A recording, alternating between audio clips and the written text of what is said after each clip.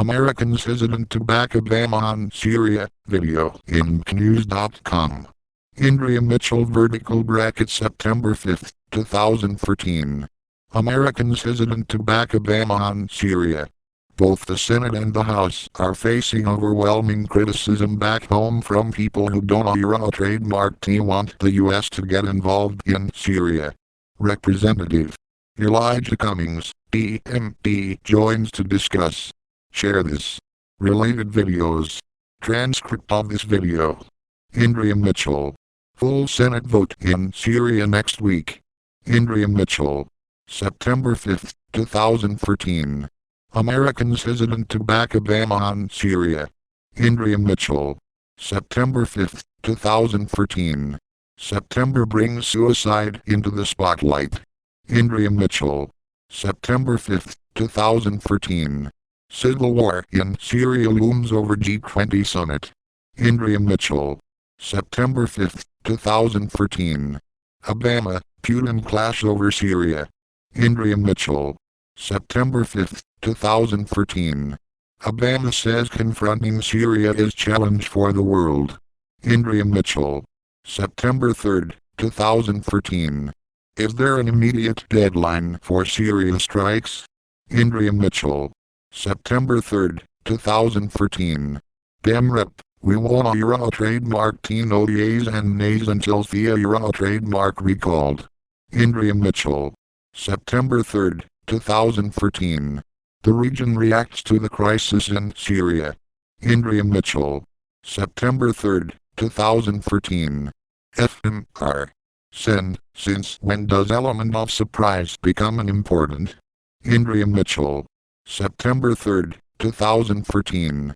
FMR. Syrian AM. Says U.S. won't trademark at popular Arab backing. Andrea Mitchell. September 3, 2013. Why ISMA trademark more being done for Alzheimer trademark as research. Andrea Mitchell. September 3, 2013. This content comes from closed captioning that was broadcast along with this program.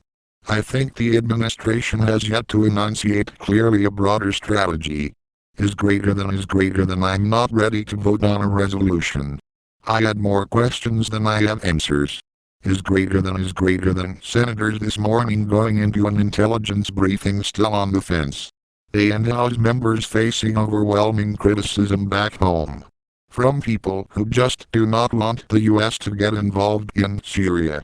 Maryland Congressman Elijah Cummings joins me from Baltimore.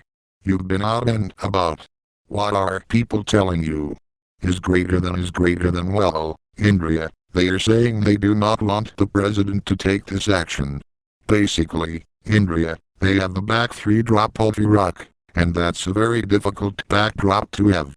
When you had Colin Powell, one of the most trusted men in the world, to come before us with inaccurate information, not his fault, but inaccurate information, and then this is going to a war for 10 years, and costing us hundreds of billions of dollars and the loss of so many lives and injuries to our neighbors and our loved ones, which they will suffer, many of them, until they die. These are the kind of things that people have been saying to me. And I just literally ran into a nurse within the last half an hour at Johns Hopkins, which is in my district, and she said, I beg you, please, vote against this. And she said, I said, but don't you understand that these are biological and chemical weapons?